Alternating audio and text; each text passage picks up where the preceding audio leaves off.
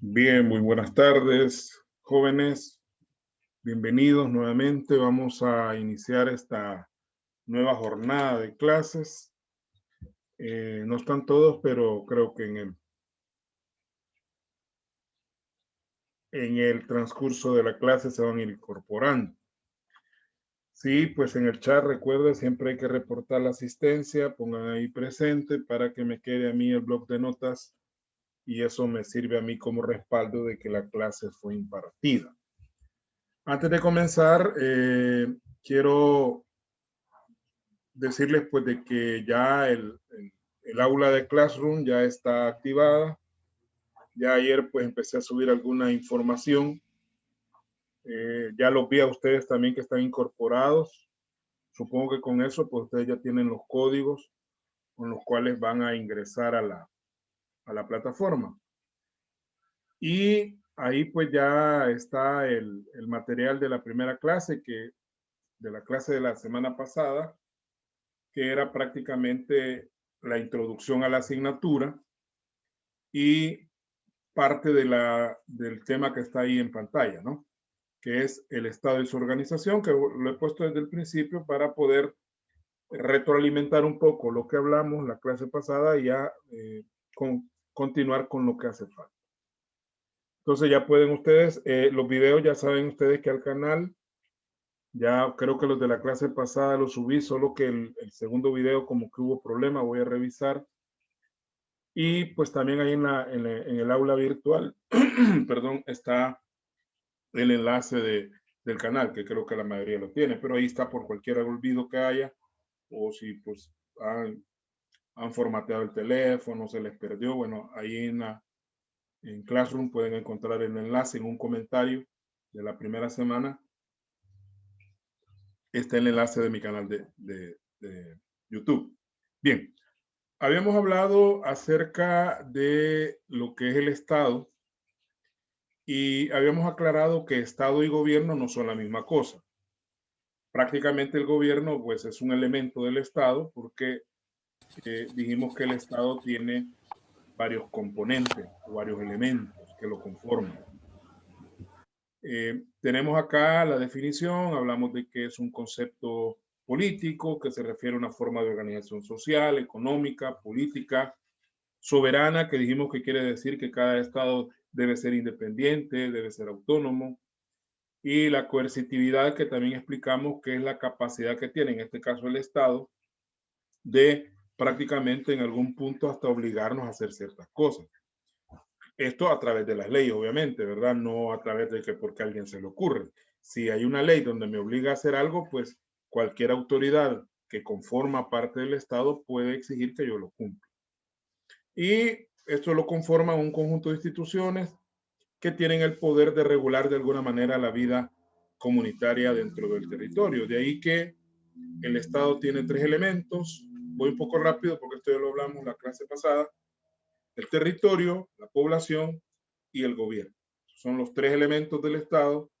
Quiere decir que usted, que está en este momento en su casa recibiendo la clase o donde usted esté, es parte del Estado, puesto que es parte de la población. Lo mismo el lugar donde usted esté, esa casa, esa oficina, ese patio, donde usted esté, también es parte del Estado porque eso es territorio, ¿no? Y el último elemento, pues que es el gobierno, que es el que maneja prácticamente los otros dos elementos, los administra.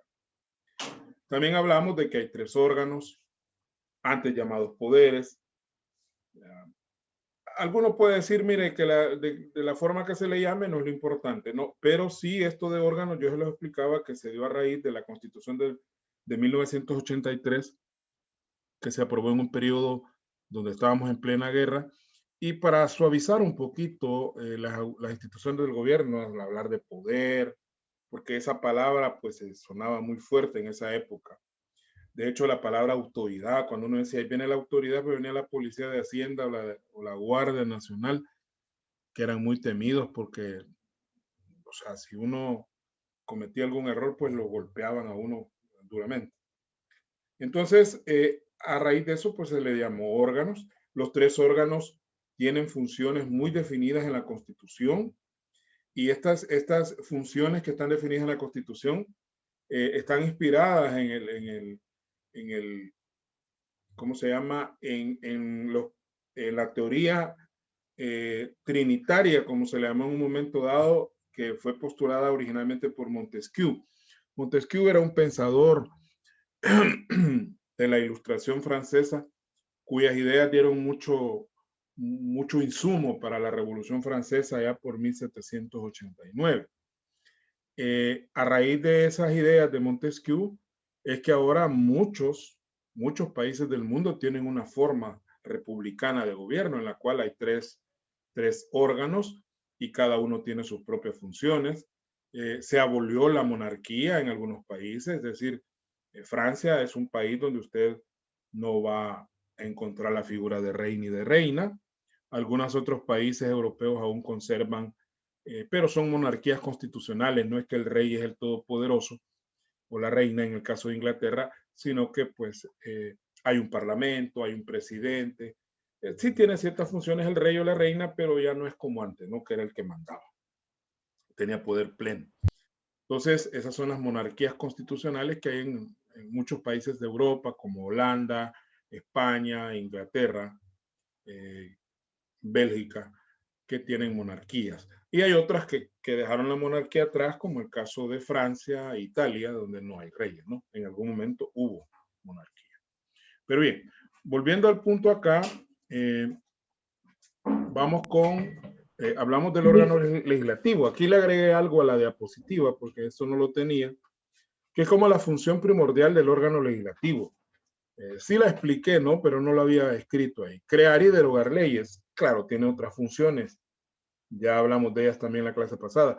Pero la función primordial del órgano legislativo, tal como su nombre lo indica, legislativo viene de legislar y esto viene de legal y legal al mismo tiempo viene de ley. Entonces su función más importante es crear en un momento dado y derogar en otro momento las leyes. Derogar, entiéndase, como es dejar sin efecto una ley, o sea, eliminarla. Hablamos también de la integración, que son 84 diputados electos para un periodo de 3 años. Esto se hace a través de elecciones populares distribuidas en circunscripciones departamentales. O sea, cada departamento tiene una cantidad de diputados y les explicaba de que el que menos tiene es 3. El caso de Chalatenango y Cucatlán no son los únicos que solo tienen 3, hay otros.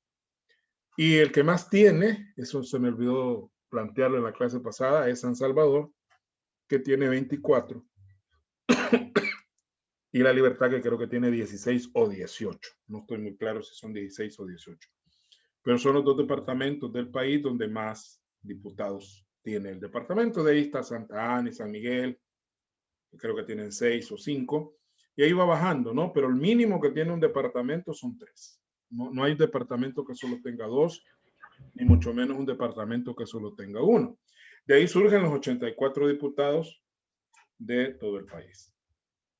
Por eso decía ahí que está asignado en función de la población, de acuerdo al censo. El 1 de mayo toma posesión, o sea, esta asamblea que va a entrar el 1 de mayo del 2021. Y como son 84 diputados, pues lo que hacen ellos es organizarse en comisiones, que ya les decía por ahí que hoy mismo no he podido subir el laboratorio, que es una investigación chiquita que van a hacer sobre los 3 órganos. Cada grupo le va a tocar un órgano diferente y ahí les voy a explicar qué es lo que van a investigar de cada órgano y van a hacer una defensa probablemente la última semana de febrero. En esa semana, porque parece que los parciales son en la primera o la segunda semana de marzo. Entonces, pero yo les voy a dar ahí la fecha en que van a hacer me van a enviar el documento a mi correo y en esa misma fecha ustedes van a hacer una exposición como ya la hemos hecho anteriormente. Luego, Vic, diga. yo tengo una pregunta, duda. Ya como se acercan las elecciones, ¿verdad? Y según número de DUI, hay un sistema de que elige quiénes tienen que ir a servir a mesas. Entonces, ¿qué ley nos puede obligar a eso? O sea, ¿qué ley nos obliga? El Código Electoral. El Código Electoral establece que todo ciudadano tiene obligación de participar cuando sea llamado por el tribunal. Ya les voy a averiguar bien el artículo donde está. Porque ahí mismo también dice las sanciones a las que se somete una persona que no asista. Ahí les voy a mandar el dato hoy. ¿O ha salido alguno de ustedes? ¿No?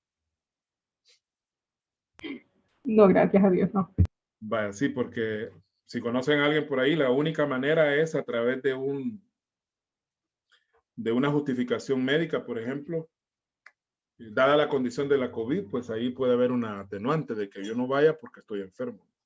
Yo en mi caso, si yo saliera, como yo soy diabético y soy hipertenso, entonces yo tendría derecho a no ir, ¿no? Pero bueno, ahí les voy a mandar el dato para que tengan la base legal. Muy bien.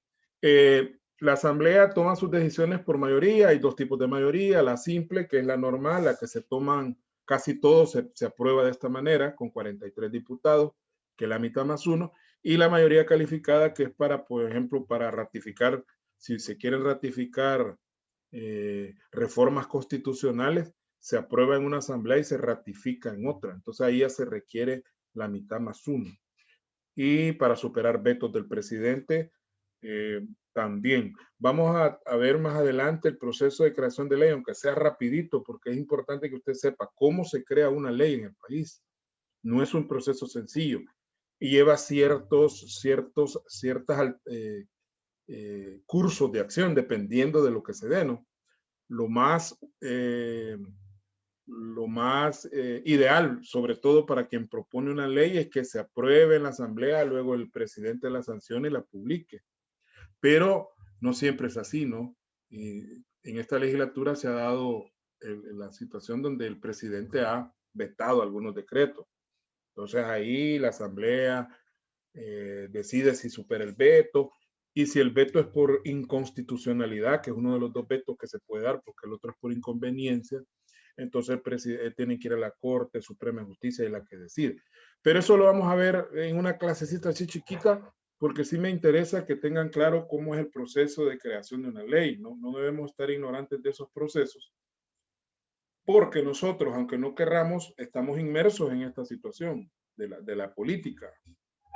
Y quién quita en algún momento dado alguno de ustedes pues tenga la oportunidad de trabajar en el sector gubernamental, puede ser que trabaje en un ministerio, en una alcaldía. La de la alcaldía se da bastante, hay muchos exalumnos nuestros que trabajan en alcaldías. Entonces deben manejar toda esa parte legal de cómo se crea una ley, por ejemplo, y cómo se deroga, que es el mismo proceso. Y evitar, a veces uno por ignorancia opina sobre cosas que uno no maneja. Y es nuestro deber como contadores públicos conocer todas estas cosas, aunque no parezcan de nuestra carrera. Ya les había explicado yo desde las clases presenciales que nosotros los contadores públicos somos hasta como, eh, somos abogados a la fuerza, ¿no? Muy bien. Pero en este país, como aquí cada quien hace lo que le da la gana, y vivimos un país bizarro, raro, ¿verdad? Porque aquí en este país las escuelas y las universidades están cerradas, pero los chupaderos, los moteles, los estadios están a reventar. Entonces no se entiende cuál es la lógica de este país, donde sacrificamos la educación en aras de darle pie a otras actividades que no es que sean malas, pero bajo las circunstancias en las que estamos no son necesarias. Perfectamente se los aseguro que nosotros en la Universidad Monseñor Romero podríamos haber trabajado de una manera semipresencial, aunque sacrificáramos más tiempo, ¿verdad? Ir 2 horas, por ejemplo, a la semana por materia y las otras 2 horas que se den como tutorías, bien, perfectamente se hubiera hecho, pero como se prioriza, se pone la carreta delante de los bueyes, como decía mi abuelo, entonces aquí este es el país del bizarro, le llamo yo. Solo en El Salvador se dan estas cosas. ¿Quiere ser diputado? Pues tiene que ser mayor de 25, hijo de padre madre salvadoreña, honradez notoria, que es algo que se pone en duda y que no hay forma de comprobarlo. Ese es el problema. Porque ahí el tribunal debería de analizar cada uno de los perfiles de los candidatos para saber si no tiene clavos pendientes con la justicia. Porque por ahí va la honradez. pero puede ser que un candidato no tenga un proceso abierto, no haya estado preso nunca, pero tenga clavos, es decir, su conducta no es adecuada al cargo que quiere ostentar, aunque no haya ido a un tribunal. O sea, la honradez no solo se comprueba a través de un tribunal, sino en el día a día de la persona, ¿verdad? Pero como son cosas que difícilmente se pueden comprobar. La instrucción notoria, ese es otro problema. Vemos el montón de candidatos que no son nada, o sea, no han estudiado prácticamente nada. Y disculpe lo que voy a decir, ¿verdad? Pero su diputado ahí de Chalate, Cardosa, ¿quién es? Pues Coyote era. O sea, él transportaba personas hacia Estados Unidos. Esa ha sido su actividad. Y luego biznero, ¿no? O sea, compra aquí, vende allá, compra ganado y así empezó a hacer su dinero. Yo no estoy diciendo que él tuvo algunas negociaciones ilícitas con nadie, no me consta. Pero, ¿dónde está la instrucción notoria en todo caso? ¿Cuáles son los atestados académicos que él tiene para poder? Y ha sido diputado por mucho tiempo y va a seguir siéndolo, lo más seguro. Entonces, son situaciones que solo en El Salvador se dan, ¿no? Si usted los escucha hablar, pues ni siquiera hablar pueden realmente, en expresar coherentemente sus ideas.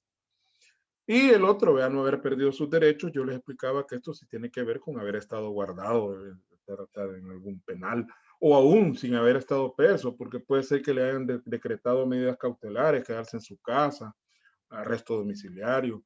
Todo eso son situaciones que usted ha perdido, por lo menos parcialmente, sus derechos como ciudadano, porque estas personas que están en esta condición, aunque no estén presas, pero no pueden salir del país, a veces no pueden ni siquiera salir de su casa.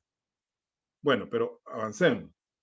Atribuciones, decretar su reglamento interno, aceptar o desechar credenciales de los funcionarios, conocer renuncias de sus diputados, llamar a externos a corregímenes, diputados suplentes, porque cada diputado, o sea, cada asamblea tiene 84 diputados propietarios y tiene 84 diputados suplentes. Cuando uno de ellos no puede, por cualquier razón, enfermedad, por daños personales, anda de viaje, cualquier situación, entonces se llama el suplente. Decretar, interpretar auténticamente, reformar y derogar leyes secundarias. Las leyes secundarias son cualquier ley que no sea la Constitución de la República, porque la Constitución es la ley primaria. De ahí que todas las demás leyes se vuelven secundarias, ¿no? O sea, no es que hayan otras leyes importantes y otras no menos importantes, sino que lo de secundaria se refiere a que son leyes que no son la Constitución, cualquier otra ley. Pero que en todo caso las leyes secundarias deben estar acorde a lo que la Constitución dice, porque si ellas dicen algo que la Constitución o contraría, pues algo contrario a lo que la Constitución establece, se vuelve inconstitucional. Pero quien decide eso de la inconstitucionalidad es la Corte Suprema de Justicia. Ya vamos a hablar de eso. Decretar es cuando las leyes se aprueban.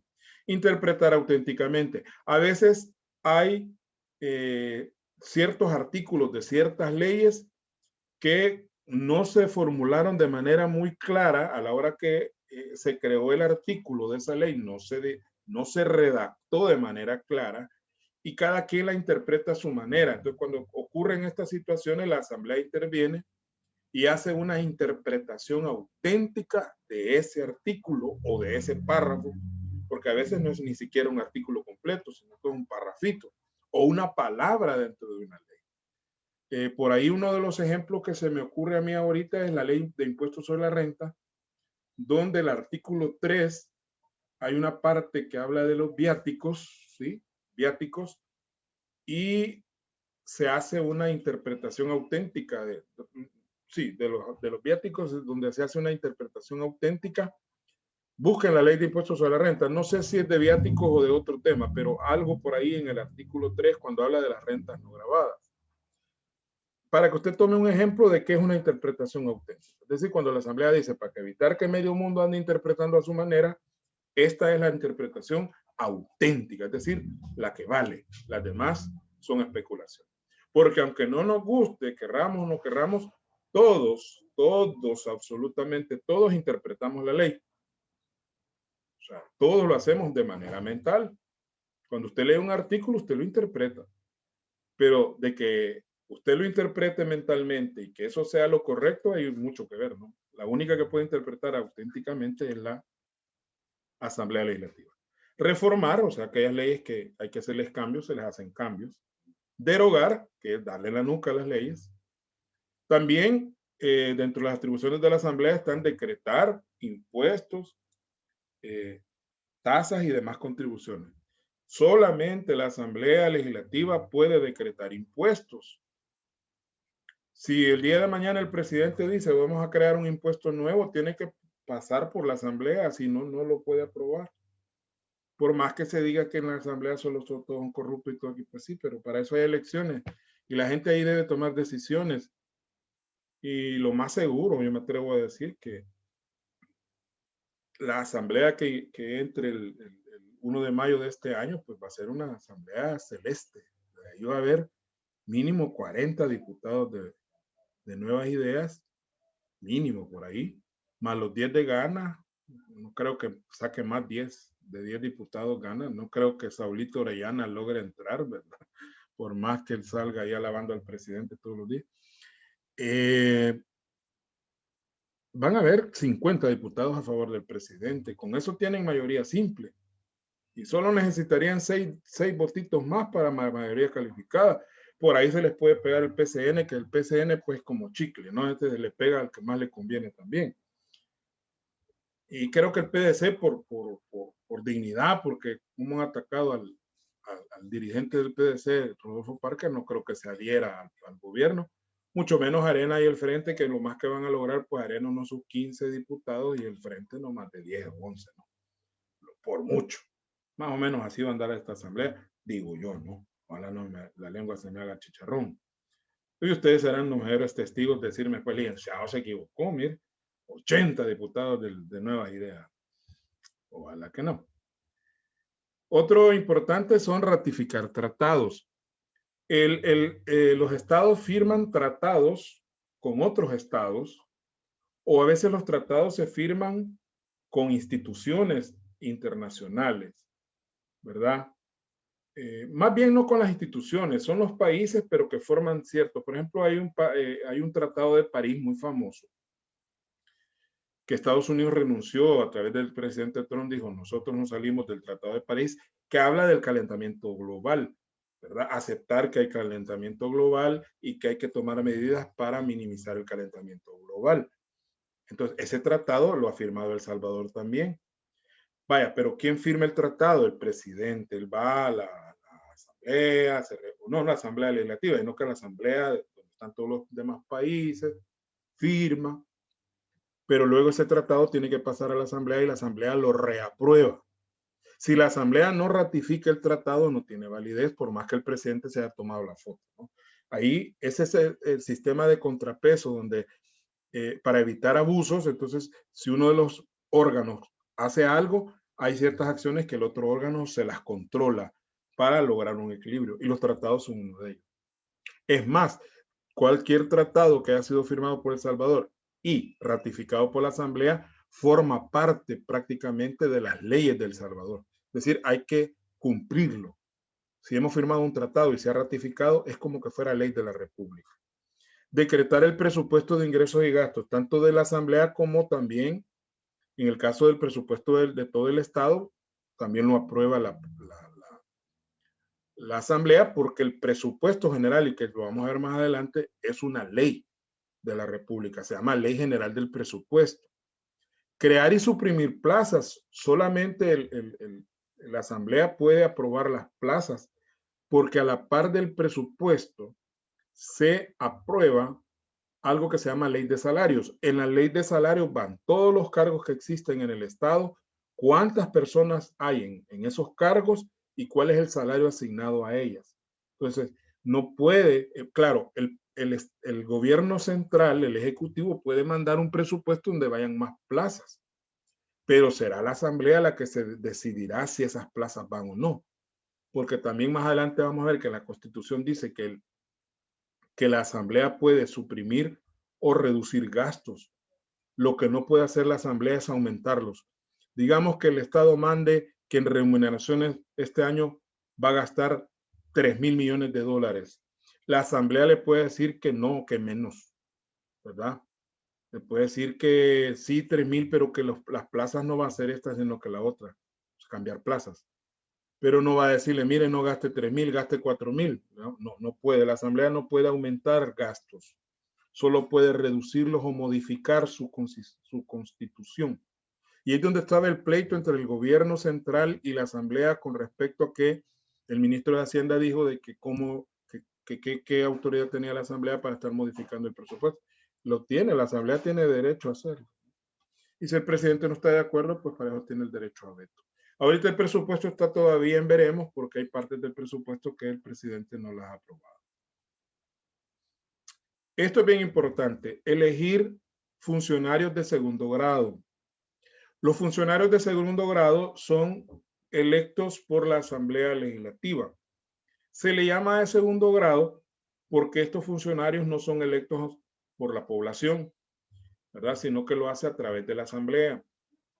Porque nosotros vivimos en una democracia representativa, lo cual significa que nosotros como pueblo no decidimos directamente.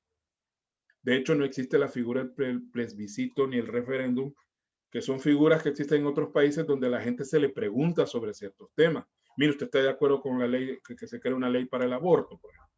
Y si la gente dice que sí, se hace, y si no, no. Acá no existe esas figuras. Entonces, la única manera de ejercer la democracia en este país es a través de las instituciones. Entonces, nosotros elegimos a los diputados para que a nombre de nosotros, ellos elijan a otros. Y esos son los funcionarios de segundo grado. Que repito, quiere decir que alguien que es electo por elección, valga la redundancia,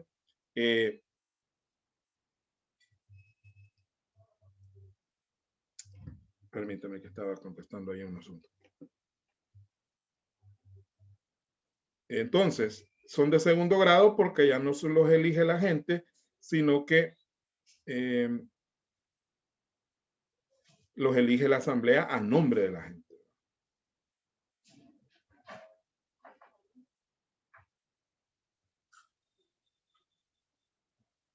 Muy bien. Algunos de estos funcionarios, no están todos, son presidente y magistrados de la Corte Suprema de Justicia. Es ahí donde empieza el conflicto, ¿no? ¿Quién elige a al presidente y magistrados de la Corte Suprema de Justicia? La Asamblea. Entonces, la pregunta es, ¿qué tan independiente puede ser la Corte si los mismos diputados la han elegido? Ahí donde hay cosas que dicen que los magistrados de la Corte Suprema de Justicia deberían de ser funcionarios de primer grado. Es decir, que al igual que en otros países como Estados Unidos, donde los jueces son electos por la gente, entonces aquí mismo también se haga de esa manera. Aunque hay que aclarar que en Estados Unidos los magistrados de la Corte Suprema los propone el presidente y los corrobora la Cámara de Representantes y el Senado, que son las dos asambleas. Hay dos asambleas, como dos asambleas legislativas. Presidente y magistrados de la Corte de Cuentas de la República, eso quiere decir CCR, también los elige la Asamblea. También elige al fiscal general de la República, que es el que se encarga de investigar el delito.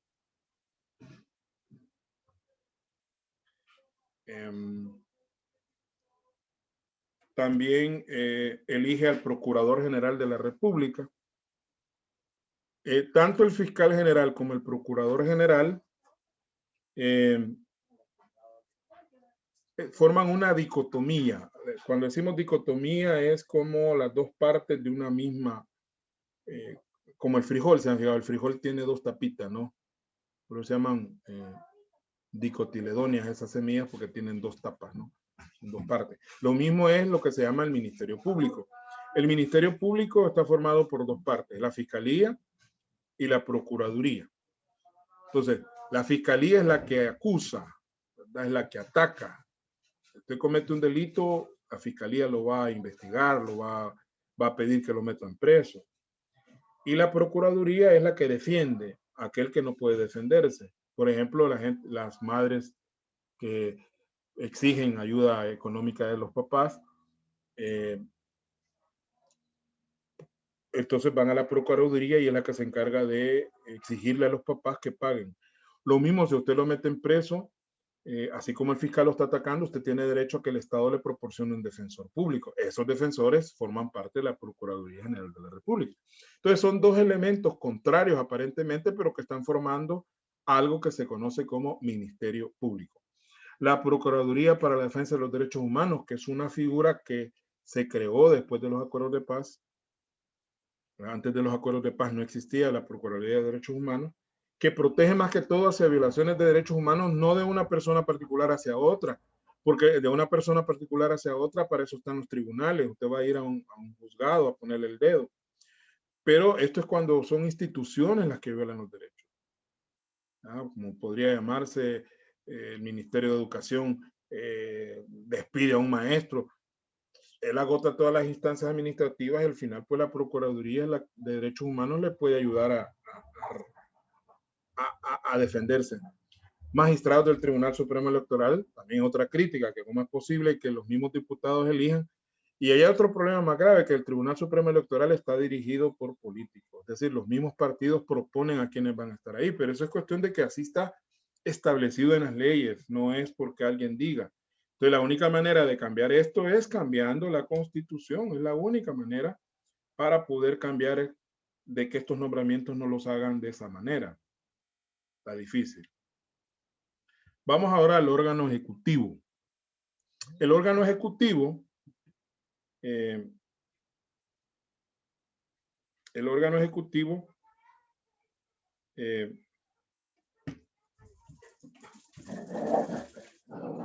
permítame que aquí están los perros con